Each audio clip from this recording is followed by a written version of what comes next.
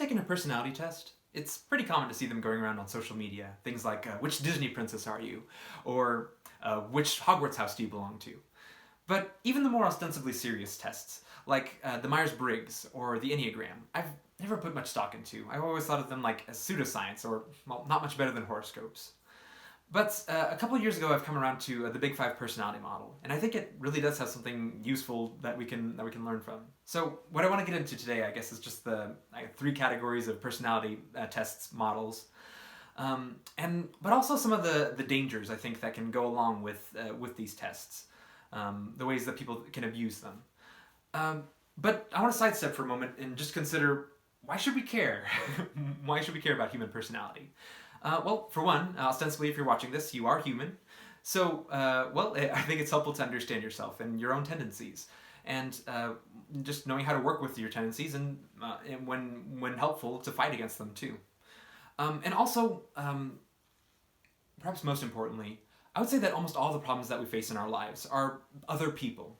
Because we've so beaten back nature, we've so mastered food and shelter and all the things that nature might throw at us, that all we have left is navigating our relationships with other people, negotiating with our employer, negotiating with the people that we live with, and our friendships. Even when nature reasserts itself and we get cancer or something, these problems are mediated by discussions with other people and treatments. And anyway, in so many ways, all of our problems come down to how we interact with other people. And yeah, and understanding personality, I think, is a useful tool in navigating those relationships. So the first thing I want to talk about is the social media tests, which, yeah, they're pretty useless.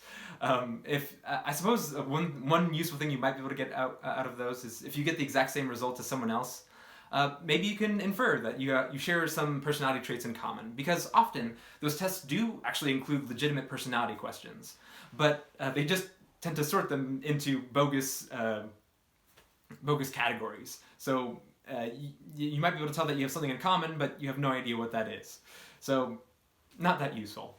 The next category of personality tests that I want to look at are based on theories that seem to be an earnest attempt to understand human personality, but the categories that they developed weren't developed scientifically, so it's difficult to prove or disprove their validity. And that would include things like Myers-Briggs and the Enneagram. Now, the Myers-Briggs test is divides personality into 16 different personality types. I've scored INTJ, although I've retaken the test before and I've gotten a different letter the next time. I think it was INTP. Anyway. And the other test is the Enneagram, which has 9 personality types. Now, I take issue with these tests in insisting on shoehorning people into these boxes, because people are not quite that simple. And in the Myers-Briggs test in particular, it insists on modes of you're either J or P, judging or perceiving. And I've met someone who was 99% J, got 99% J on their test, 99% judging, and I got like 55%, and I flip-flopped between the two. And to consider that the same category seems weird.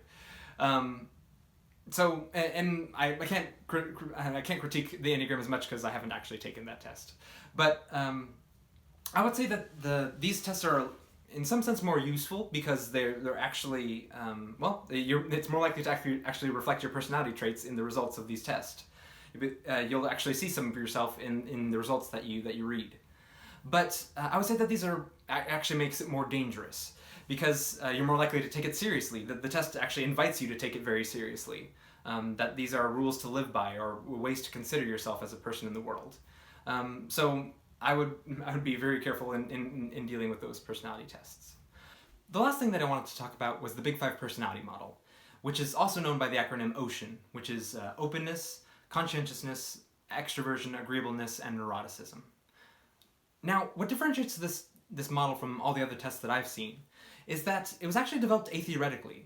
Rather than some psychologist observing people and speculating on what human personality might be, it was actually developed by researchers who took personality survey data and performed factor analysis on it. So, this is a little technical, so I'm going to try to make this as straightforward as I can manage. So imagine you're going through a personality test. There's a lot of questions that ask things that are that seem to have a common factor behind them. So there might be a question that's like, I love going to parties and I love meeting new people, which are different questions, but there's a common factor that underpins that answer to that question. So if you rate 1 to 5, you rate a 5 on this question, you're likely to rate a 5 on that one. Similarly, there's also questions that if you like, I prefer to spend time alone. You're more likely to rate that lower if you scored 5 on this one. You're likely to more likely to rate it a 1 on this one.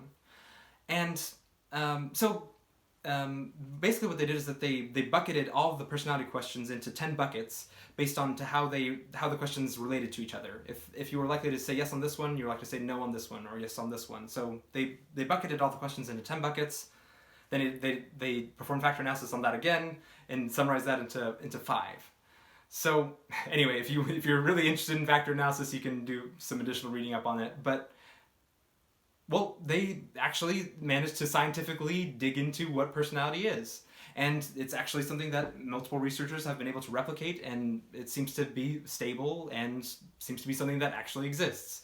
Now, people can quibble over whether the words that they chose to describe the personality traits are exactly perfect, because different researchers have come up with different labels for these words.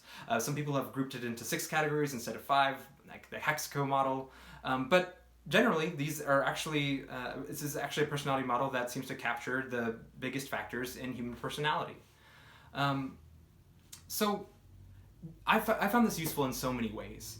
And not least of all, I mentioned in my conservatives and liberals video, in that they've used this Big Five personality model to test the differences between conservatives and liberals, men and women, and other differences. So in conservatives and liberals, there's actually conservatives are lower in trait openness and higher in trait conscientiousness, and for liberals it's the inverse of that. Or at least that's what they found as the biggest predictors of political affiliation. That was rather a mind-blowing revelation to me, that actually, wow, factors of our personality have an influence on our politics. So then that gave me a little bit more patience to put up with people and their differences, because I knew that. And another thing that I've found helpful with that is just considering other people, like my aunt, for example. She's it just helped me consider the kind of person that she is, because she will go out of her way to make sure you have a wonderful time whenever you visit her house, but she doesn't like having people over very often. And it's like, oh, that's because she's very agreeable, but she's also very introverted. So the social energy that it costs her to entertain people is so extreme that it's rough on her. So anyway, in so many ways, it helps me understand where people are coming from and respect them for who they are. To close out this video, I just wanted to consider the dangers of all personality tests. And I think that lies in the dehumanizing nature of them. Because if you think a human is nothing more than their personality, and you feel like you have some sort of mastery of what human personality is, then you can start using that knowledge to mistreat people. In Japan, they actually, there was a craze with blood types, because there was some shoddy research done that associated blood type with personality. And a corrupt politician caught in a scandal, something like that, blamed their blood type B for their actions. And employers started to discriminate against blood type B people. And more than that, people can also start mistreating themselves. They can say, well, that's just who I am. There's no getting around that, because I just can't change who I am. And that just deprives people of what differentiates them from animals. That spark of divinity that I think all people have. That's how we treat other people. I mean, if I were spending time with you and all of a sudden I were to punch you and I said, "Oh, I'm sorry, it's just because I'm very disagreeable." That's not a response. You're responsible for your actions. It doesn't matter what your personality is, and that's what our legal system is predicated on. That you're responsible for your actions, and the only way you can attempt to get around that is to say that, oh, I don't actually have that capacity of. You can try for an insanity plea and say, like, actually I don't have that same thing that all humans have. I don't have the capacity to be responsible for my actions. I don't have free will. Well, anyway, hopefully you'll never have to consider that option. But all that to say is that humans are so much more than their personality. And we should treat ourselves and others with that in mind. So that's all I have for this video. I hope you found it enjoyable and hopefully some grounds for some interesting discussion. But yeah, that's all I have for this week. And well, I'll see you next time. Bye.